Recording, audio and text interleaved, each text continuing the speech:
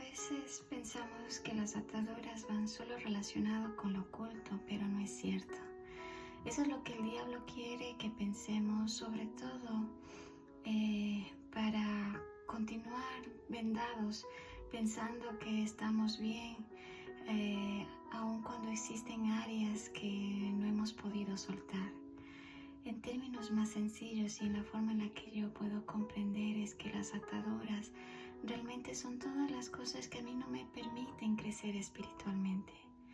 Por ejemplo, cuando repetimos los errores de nuestros padres por creer que es un estilo de vida normal, tal vez las drogas, el alcohol, la prostitución, el adulterio no son un problema para nosotros, pero sí podemos tener otros problemas por patrones de conducta que nuestros padres tenían, que no le agradaban a Dios, pero que han sido influenciadas en nuestras vidas y que ahora repetimos en nuestros hogares, como por ejemplo el gritar, por ejemplo el machismo disfrazado de cabeza de hogar. Dios dijo que el hombre sea cabeza de hogar, pero muchas veces el hombre confunde con el machismo. Y ahí tenemos, en cambio, el matriarcado por temor a ese machismo, buscando y querer esa liberación. El maltrato disfrazado en disciplina, la violencia repetida por patrones del pasado que fueron realizados por nuestros padres hacia nosotros. La intolerancia, el mal genio justificado en que yo llevo en la sangre o mi mal genio es por herencia. Todas estas malas conductas que hemos vivido y nos hacen repetirlas son ataduras generacionales, es decir, es el resultado de causa y efecto. Si yo fui maltratado, es probable que yo repita la misma actitud con mis hijos, con mi esposa. Si mis padres fueron mal hablados, es muy probable que yo adopte el mismo lenguaje grosero. Sin embargo, tenemos la respuesta en Deuteronomio 5:10 para romper esas ataduras que dice: por el contrario, cuando me aman y cumplen mis mandamientos, les muestro mi amor y mi misericordia. Es decir, aun cuando hemos visto tal vez estos pecados como normales en nuestro diario vivir, con nuestros pecados, el Señor romperá estas ataduras y decido ir a los pies de Cristo por medio de la obediencia de la palabra de Dios. En Juan 8:31-32 nos dice: si vosotros permanecéis en mi palabra, verdaderamente sois mis discípulos y conoceréis la verdad y la verdad os hará libres. Es decir, no solo basta con creer en la palabra, sino que es importante permanecer en ella. ¿Cómo? Por medio de la lectura diaria, por medio de devocionales, permitiendo de esta manera que el Espíritu Santo actúe sobre nuestras vidas a fin de quitarnos toda venda que el enemigo no quiere que veamos para poder cambiar y ser liberados.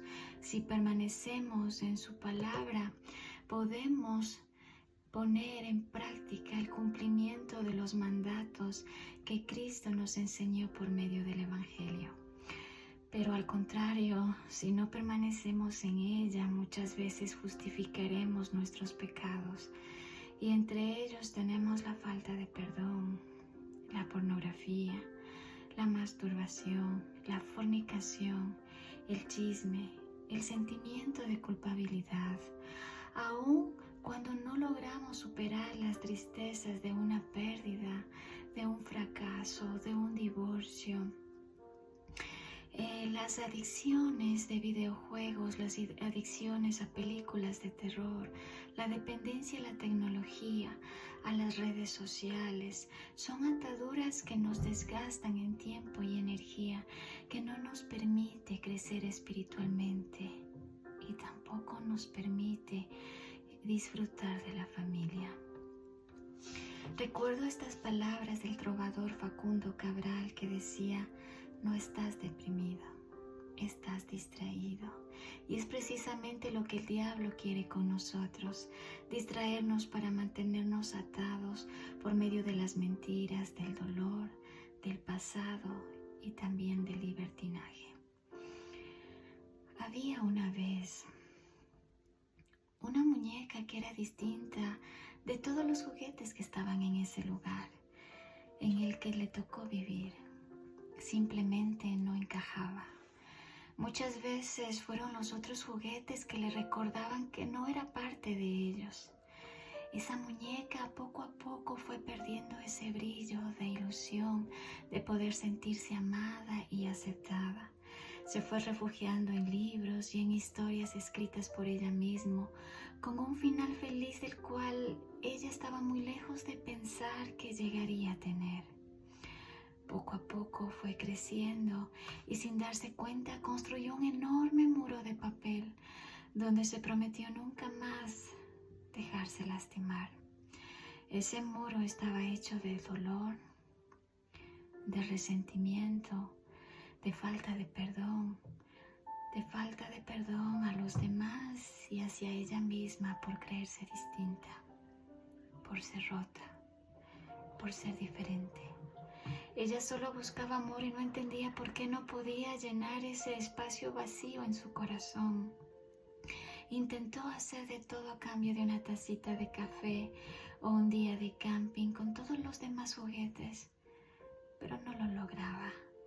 Ella veía cómo encontraban más juguetes y en ese cuarto y cómo ellos se integraban a los demás, pero ella simplemente no podía.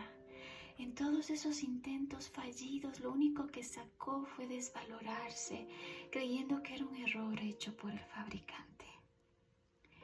Un día, donde su arcoíris de esperanza no volvió a salir, ella se derrumbó a tal punto de elegir en tener un largo sueño del cual nunca más iba a despertar.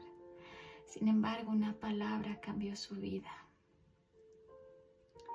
He aquí, en las palmas de mis manos, te he grabado. Tus muros están constantemente delante de mí. Isaías 49:16. Al instante, ella se quedó en silencio tratando de asimilar esa palabra en su corazón. No podía creer lo que había leído. No podía creer que existía alguien a quien sin ella conocerlo le importaba mucho su vida. Lloraba de emoción y de alegría y empezó a gritar: «Alguien me ama, alguien me ama». Sin importar que le escucharan los demás juguetes, ella seguía gritando: «Alguien me ama». Cuando de pronto un enorme dinosaurio se le acercó y le dijo: «No es cierto. Mira cómo estás. Tu vestido está manchado. Tus ojos han dejado de brillar por mucho tiempo. Y tu cara, ni hablar de ella, está toda rayada. ¿Quién podría fijarte en ti?». Ella de inmediato suspiró profundamente y su felicidad le duró muy poco. Nuevamente pensó a construir ese muro de papel del cual pensó que se había liberado y le dio la razón al dinosaurio. «Es verdad», ella dijo, «no merezco el amor de nadie. Soy un caso perdido». Sin embargo, nuevamente ese desconocido arregló una cita por medio de su palabra y le dijo: «El Señor se encariñó contigo y te eligió, aunque no eres el pueblo más numeroso, sino el más insignificante de todos. Él lo hizo porque te amaba y quería cumplir su juramento ante sus antepasados. Por eso te rescató del poder del faraón, el rey de Egipto, y te sacó de la esclavitud con gran despliegue de fuerza». Deuteronomio 7:8. Esas palabras marcaron el resto de su vida a esa muñeca, donde a partir de ese momento ella trató de buscar a quién era aquel desconocido que lo amaba con tanto amor y cuando lo encontró no podía creerlo.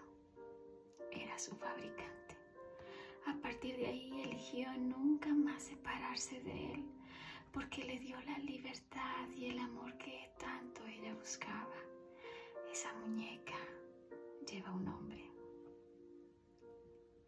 Mi nombre, Daniela Calles. Y aún lucho muchas veces con mi identidad cuando descuido de las escrituras. Sin embargo, es la cruz de Jesucristo que me recuerda su amor y su misericordia, donde la palabra es la inspiración de Dios y lo suficiente para hacernos verdaderamente